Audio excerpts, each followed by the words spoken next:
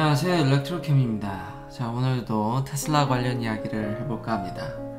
일론 머스크가 렉스 프리드만의 팟캐스트에 나와서 인터뷰를 했습니다. 재미난 얘기를 많이 해서 그것에 대해서 아마 중점적으로 이야기해볼까 하는데요. 참 일론 머스크의 어떤 이해도와 능력이 정말 대단하다는 생각밖에 안 됩니다. 일단 대략적으로 인터뷰 내용들을 이렇게 좀 보면은 자율주행이라든지 뭐 스페이스X 얘기도 했습니다만 현재 더 관심 있는 건 이제 FSD니까요.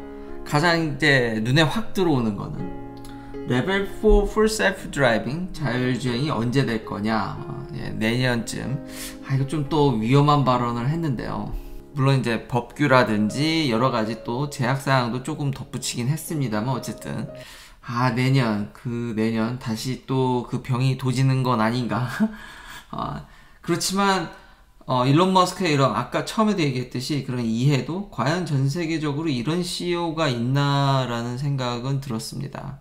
그러니까 저도 지금 FSD 베타 10.8을 쓰고 있지만 나아진 건 확실하거든요. 나아진 건 확실한데, 그리고 차가 없거나 한적한 교외에서의 성능은 확실합니다. 근데 문제는 시티죠. 그건 정말 어려운 일이긴 한데 여기까지 온 것만도 대단하고 CEO가 이런 것들을 이해하고 지금 행하고 있다라는 게 전 더 놀랍다라는 겁니다.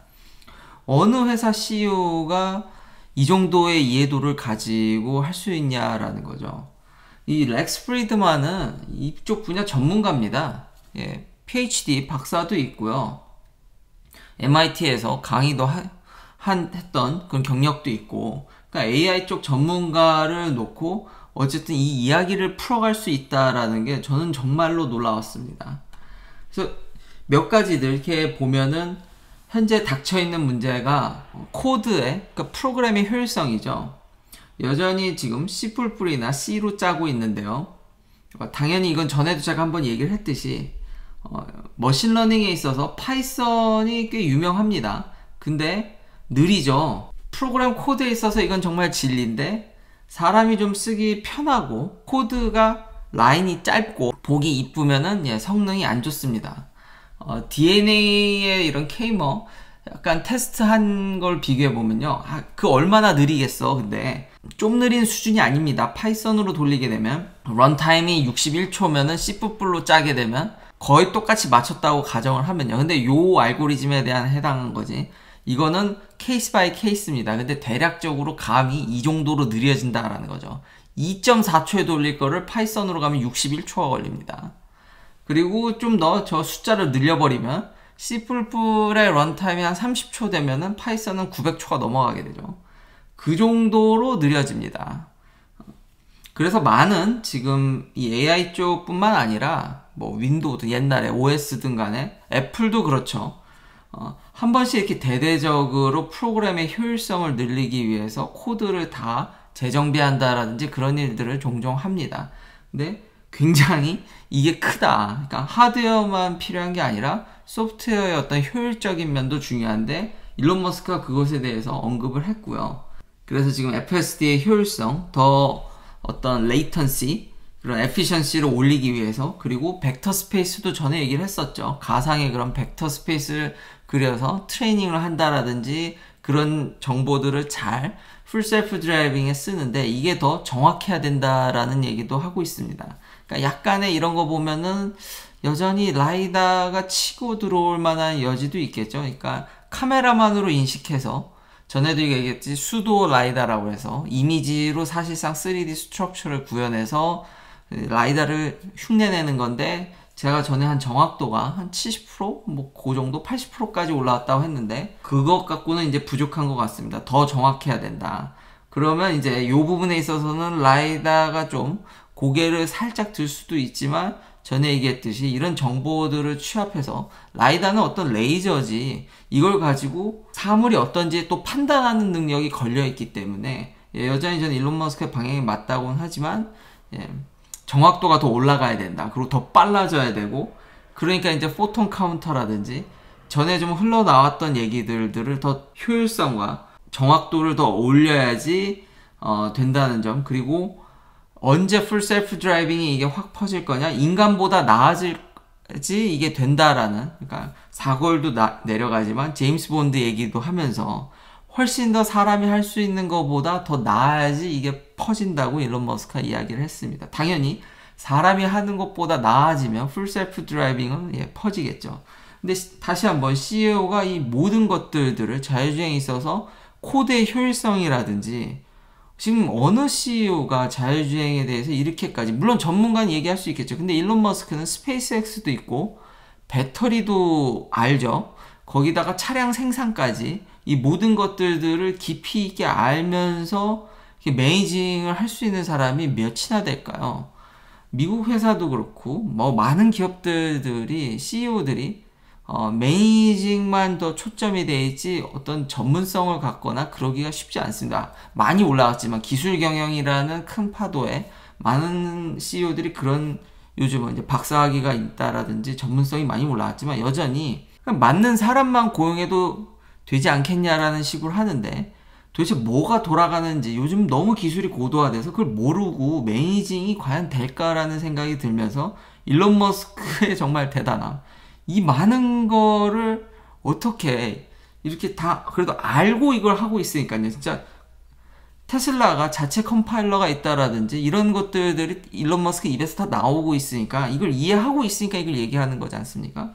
그리고 이런 전문가랑 팟캐스트에서 이야기할 수 있다라는 것 자체가 참 저는 그것만으로도 대단하다고 생각을 합니다. 아직 시티에서는 좀 부족하죠. 이런 엄청난 변수들이 터지는 거에 대해서는 핸들링이 전혀 안 되지만 뉴욕시티에서 두블라 한가하면 됩니다.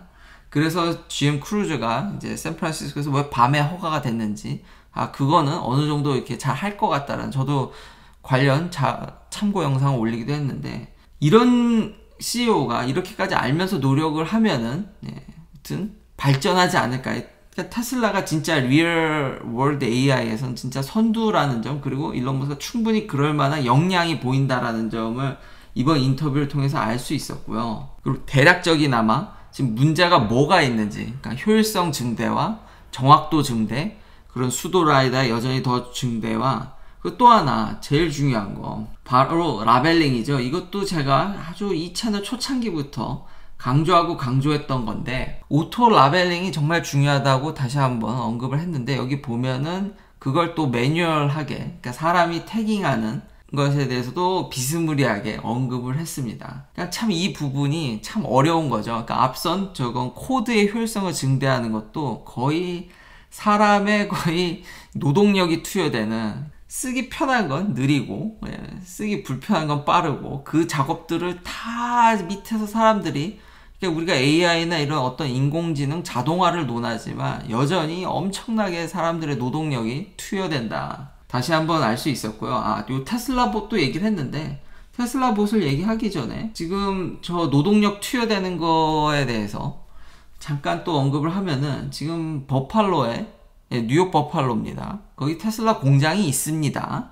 여기도 기가팩토리가 있는데, 원래 이 기가팩토리가 솔라 패널이라든지 솔라 루프를 생산하는 거였는데, 좀 최신 뉴스죠. 이게 공장이 생각보다 확장이 안 되고 있죠. 그러니까 분명히 뉴욕 정부랑 계약을 맺고 내가 공장을 이렇게 투자해서 이제 키우고 이렇게 해서 하겠다는 계획을 발표했는데, 지금 훨씬 그거에 반쯤 왔나요? 뭐 반 전으로 온 것 같습니다. 그러니까 고용이라든지 뭐 규모가 대략적으로. 그러니까 야 너 이렇게 한다고 했잖아 라고 했는데 안 해가지고 지금 벌금 물게 생기니까 이걸 강제로 공장을 확장하고 있는데요. 그럼 솔라 사업을 확장하냐? 그게 아니더라고요. 지금 어떤 걸 확장하고 있냐면, 지금 전기차가 무지무지 핫하죠. 지금 테슬라는 없어서 못 팔 지경이니까. 그러니까 거기서 슈퍼차저의 뭐 와이어링이라든지 테슬라 전기차를 파는데 좀 더 이제 쉬프트 되어 가고 있다라는 겁니다. 그러니까 원래 계획대로 솔라가 안 되고 팔기 바쁘고 만들기 바쁜 쪽에 지금 역량을 또 투여하고, 처음에 얘기했듯이 그런 오로 태깅, 데이터 태깅에 대해서 여기서 나오는데요. 데이터 센터라든지 어떤 알고리즘 개선, 그리고 데이터 어노테이션, 이게 말 그대로 태깅이죠. 근데 only require a high school diploma, 그러니까 고등학교만 졸업해도, 물론 전에 AI 하이어링 할 때도 학력 보지 않는다고는 했지만, 이렇듯 일반적으로 많은 노동력이 투여돼서 데이터 어노테이션에도 들어간다. 그런 의미로 아마 범용적으로, 물론 뛰어나신 분도 있겠죠. 그런 부분들이 여기 언급이 돼서 이 부족한 잡을 그런 쪽으로 이제 해결한다라는 겁니다. 그러니까 노동력이 많이 투여된다라는 거죠. 그러니까 우리가 첨단을 달리지만 잊지 말아야 될 게 이 뒷부분에서는 정말로 사람들이 여전히 수작업으로 보고 노동력이 정말 많이 투여된다. 오토 태깅 나왔으니까 다 끝나는 거 아닙니다. 여전히 계속 사람이 수정과 가이드를 계속 가야 된다라는 점. 그리고 정확도를 계속 올려야 되고 속도도 올려야 되고 좋은 하드웨어도 테슬라는 연구하고 있습니다. 나오면은 당연히 이런 문제를 좀 덜 수 있지만 아직 사람이 치는 그 코드에서도 효율성이 더해져야 된다라는 점 다시 한번 잘 확인을 했습니다. 그리고 전반적인 이런 큰 이해를 일론 머스크가 알고 하고 있다라는 점. 지금 루시드 CEO라든지 지금 경쟁사의 어떤 CEO가 나와서 이런 전문가랑 대담을 하겠습니까? 그러니까 그런 면들이 안 보이기 때문에 뭐 내부적으로 팀이 있고 다 할 수도 있겠죠. 그렇지만 투자자 입장에서 혹은 일반 대중 입장에서 CEO가 이렇게 나와서 해주는 모습이 굉장히 긍정적이라는 거죠. 어떤 회사도 이런 모습을 안 보여주니까 피러가 차 만드는 데는 전문가일지언정 물론 좋은 또 자율주행 팀을 꾸릴 수도 있겠습니다만 CEO가 아무래도 이렇게 나와주면 더 신뢰가 가겠죠. 이게 다 확률의 문제인데 이 보여지는 모습들은 정말 대단하다. 한 2시간 넘는 그런 인터뷰를 보면서 참 진짜 대단하다라는 생각밖에 안 듭니다. 이 정도를 이해를 갖고 다시 한번 배터리나 다른 것도 하고 있습니다. 이분은 스페이스X도 하고 있고요. 그러니까 안테나라든지 시그널 앤 프로세스에 대해서도 어느 정도 알고 있고, 그리고 마지막으로 언급할 것은 또 인터뷰에서 마지막이요. 테슬라 봇도 이야기를 했고 이것도 내년 말쯤에는 프로토타입이 나온다고 이야기를 하고 있습니다. 좀 더 이제 유스풀한, 그리고 사람이 이제 하기 싫어하는 일들에 대해서 이제 투여가 될 것으로 이제 목표를 잡고 한다라는 거죠. 굉장히 이제 목표 지향적인, 정말 실용적인, 지금까지 예를 들면 보스턴 다이나믹이라든지 정말 멋진 모습, 정말 즐거운 쇼는 많이 봤지만 실용성이 없으니까 지금 상업화가 안 되고 있는데, 테슬라의 주특기인 정말 목표 지향적이고 정말 의미 있는 그런 것을 만드는데 초점이 돼 있다라는 점을 다시 한번 대단한 CEO라는 것밖에 생각이 안 들면서, 프로토타입이기 때문에 저는 내년에 나올 거라고 봅니다. 프로토타입이니까요. 양산이 아니라. 프로토타입은 지금까지 봤을 때 말한 대로 거의 다 되더라고요. 그래서 이것도 내년에는 정말로 어떤 움직이는, 진짜 사람이 춤추는 게 아니라 어느 정도 로봇에 대한 그런 윤곽이나 실물을 볼 수는 있을 것 같다. 근데 양산은 그거에 만배 어렵기 때문에 프로토타입은 내년에 한번 볼 수 있어서 또 한 번의 어떤 이런 이목을 이제 집중시키지 않을까라는 생각이 듭니다. 그리고 철학적인 면도 이야기를 했는데요. 그러니까 젊은 사람들한테 그러니까 제로섬 게임을 하지 말고, 그러니까 남의 걸 뺏기보다는 이제 결국 줄이면 파이를 키우라는 거죠. 넓어진 파이를 나눠 먹는. 그러니까 서로 싸우기보다는 서로 시너지를 내서 서로 도움 주는 일을 해서 결국 시장이 커지면은 그 이익에 대해서 나눠서 서로 다 윈윈할 수 있기 때문에 그런 방향을 하라고 조언해주는 면을 보면서, 그러니까 팀으로 일할 때 내 몫을 좀 더 챙기기보다는 좀 더 이 판을 키워서 나눠 먹는 것을 한번 저도 이런 것들을 잘 되새기면서 살아야 되지 않을까. 그런 또 인생의 교훈도 이야기를 해줘서 참 유익한 진짜 팟캐스트였고, 많은 사람들이 그 넥스트 테슬라를 자꾸 찾습니다. 근데 처음 얘기했듯이 이런 CEO를 갖고 있는 회사가 없기 때문에 다들 각자 잘하는 파트가 있지만 요즘은 다 이걸 아우를 수 있어야지 나갈 수가 있는데 그런 게 안 보인다라는 거죠. CEO만 보더라도. 그리고 CEO 얘기가 나오고, 전에 제가 니콜라를 얘기해서 니콜라도 여기 나오거든요. 그래서 얘기를 하는데, 제가 전에 포인트를 맞췄던 거는 아니 사기친 거 치고는 벌금이 너무 싸다는 거였죠. 이거는 강제입니다. 뭐 니콜라가 망한다, 뭐 수소 연료전지가 미래가 아니다, 이런 걸 얘기하는 게 아닙니다. 근데 근시일 내에 안 온다라는 거죠. 짧은 시일 안에 안 올 거니까 제가 이렇게 얘기를 하는 거죠. 그리고 니콜라는 SEC에서 이거는 이제 사기인 게 이제 합의가 되고 분명히 투자자들한테 기만을 했고 그거에 대한 벌금입니다. 그것에 대해서 이제 더 이상 어떤 진행을 안 하는 선에서, 그러니까 효율성을 고려해서, 시스템상 효율성을 고려해서 합의를 본 거지, 죄가 어떻게 날아가거나 그건 아닙니다. 근데 이제 더 이상 이걸 가지고 니콜라라는 회사의 이제 리스크나 이런 걸 이제 발목 잡거나 그건 아니라는 거죠. 글쎄요, 시가총액이나 이런 걸 생각했을 때 벌금이 좀 싸다는 거에 더 초점을 맞췄던 거지, 뭐. 연료전지나 이게 미래가 절대 아니라는 거. 그러니까 먼 미래에는 수소도 나름의 의미가 있을 겁니다. 중장비에 대해서 여전히 가능성이 있지만 빠른 시일 안에 오기가 어렵다는 것과, 그리고 한 가지 더, 니콜라는 트레버 밀턴한테 이 돈을 청구할, 당연히 전 그거 읽었습니다. 근데 그러면은 트레버 밀턴한테 청구할 거니까 이 돈은 회사에 피해가 없다라고 얘기할 수 있나요? 요즘 앞에서 CEO 얘기를 많이 해서 트레버 밀턴 기사나 그 전에 이 케이스가 올 때 트레버 밀턴이 어떤 일을 했는지 이미 변호사를 선임해서 차근차근 이걸 준비해가고 있고, 페더럴 크리미널 차지에 지금 직면해 있어서 이거 중범죄입니다.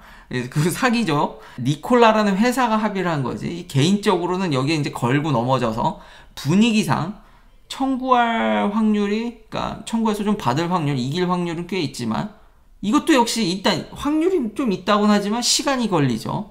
그리고 일단 트레버 밀턴 본인은 plead not guilty입니다. not guilty. 본인은 그렇게 얘기를 하고 있다라는 거죠. 순순히 그렇게 또 줄 사람도 아닙니다. 그러니까 이런 합의했고 난 이거 청구할 거니까 돈이 뭐 해결돼서, 이건 아니라는 거죠. 여기도 일종의 어느 정도 길을 가야 되기 때문에 참 이 일론 머스크랑 참 비교가 되는, 여태까지 다음 테슬라가 우리가 될 거다 혹은 테슬라를 넘을 거라고 얘기를 한 회사들은 참 많은데 안 나오죠. 양산이 그만큼 어렵다는 것뿐만 아니라 CEO의 어떤 역량을 보면, 물론 제가 너무 또 일론 머스크를 너무 찬양했지만 이렇게 뛰어난 사람임에도 불구하고 테슬라랑 스페이스X가 파산에 갈 뻔했다라고 본인 입으로 얘기를 했죠. 참 그런 거 보면 사업이 쉽지 않은데 이 모든 걸 아우르면서 가야 되기 때문에 그래도 현재 확률적으로 가장 높은 확률을 보여주지 않나, 저는 그런 생각이 드는 거고요. 경쟁사를 얘기를 했으니까요. 리비안 얘기를 보면은 지금 R1T의 더 빅 배터리, 더 이제 익스펜션된, 주행거리 더 길고 큰 배터리를 탑재한 게 미뤄졌습니다. 뭐 이렇듯이 생산이 늘 문제죠. 생산. 기술이나 이런 것들은 참 재미나게 제가 이야기할 게 참 많은데 결국은 어떤 과실을 얻으려면 양산이 돼야 되는데, 이렇듯이 좀 이런 기점으로 얘기를 하는 겁니다. 그러니까 미뤄진다라는 거지 뭐 망한다는 얘기는 아닌데, 워낙 뒤에 서포트하는 기업들이 앞서 얘기한 경쟁자들의 지금 뒤에 서포트, 자금 서포트력이 지금 만만치 않게 좋기 때문에, 이게 미래가 있기 때문에 큰 진짜 쩐주라고 하던데 그런 분들을 다 잡고 있기 때문에 뭐 망하거나 그러진 않겠지만 이 더디다라는 거죠. 그게 쉬운 일이 아닙니다. 돈을 쓴다고 해서 그렇게 다 되는 건 아니다. 그래도 좀 나은 이야기는 이제 차가 좀 팔리니까, 이런 트럭도 좀 팔리니까 이제 디테일링 엑스퍼트 전문가분들이 뭐 여기에 이제 차에 뭐 필름이 핀다든지 이런 분들이 이제 슬슬 일반 소비자한테 넘어가서 작업하는 차들이 있으니까 이걸 갖고 또 컨텐츠를 만들어서 유튜브를 찍으시더라고요. 그래서 빌드 퀄리티는 어떤가. 근데 워낙 품질에 대해서 얘기를 많이 했었기 때문에 테슬라보다는 당연히 좋겠죠. 테슬라는 이 필 앤 피니쉬에 대해서도 여전히 조금씩은, 예전보다는 정말 많이 나아졌지만 그런 얘기가 있는데, 이 리비아는 보니까 잘 만들었다. 근데 이 영상을 제가 보고 느낀 거는 제가 루시드의 전시된 모델을 보고 왔죠. 그거랑 좀 비슷한 것 같긴 합니다. 그러니까 테슬라보다 월등히 난데 이게 또 일반 내연기관 기준으로 보면 조금 부족한, 근데 어떤 유튜브의 댓글들이나 이런 걸 보면은 처음 만들었지 않았냐, 첫 차치곤 빌드 퀄리티 괜찮고, 테슬라가 워낙 이거 기준을 낮춰놔가지고 그거보다는 좋은 거 같고 첫 차치곤 진짜 잘 만들었다. 근데 내연기관의 동급의 가격 비슷한, 이거 절대 언제부터 저도 참 이게 무서운데, 언제부터 7만불 하나로 8,400만원에 육박하는 차가, 잠깐만요, 세금 미포함 8,400만원짜리 차가 그냥 어떻게 이렇게 일반적으로 논하게 됐는지 참 무서운데요. 근데 그 가격이면은 꽤 완성도가, 이런 필 앤 피니쉬가 좋은 차를 뭐 구할 수가 있죠. 그러니까 그런 거에 또 기준이 가 있으면은 조금 부족할 수도 있겠다. 그래서 정확히 제가 루시드 에어를 보고 본 느낌과 비슷하지 않을까. 근데 물론 더 디테일한 리뷰들이 이제 차가 더 많이 팔리면 많이 팔려야겠죠. 그보다 먼저 많이 생산해야겠지만 그런 것들이 또 나오면 또 업데이트를 하도록 하겠습니다. 마지막 뉴스로는 일론 머스크가 어제도 얘기했듯이 이제 한두 번 남았다고 얘기했던 것 같은데 이제 다 판 것 같긴 합니다. 이제 폼4에 업데이트 된 게 28일날 이제 주식을 팔았던데 이제 플랜상으로는 이제 끝났기 때문에 거의 명시되어 있는 듯이 나와 있기 때문에 이제 끝난 것 같긴 합니다. 이제는 올해가 가기 전에 예상대로 다 10% 정도는 이제 처분하신 것 같고 더 이상 이제 CEO가 주식 파는 리스크는 이제 완전히 사그러든 것으로 보입니다. 자, 빨리빨리 연말에 그리고 이런 산타랠리 7월 초에 발표될 딜리버리 거기엔 제 차가 포함이 안 돼 있을 텐데 좋은 소식 기대해서 자 빨리 원래 자리로 돌아가길 하루빨리 기대하도록 하겠습니다. 긴 영상 시청해주셔서 감사합니다. 내일도 테슬라 관련 이야기들로 찾아뵙겠습니다.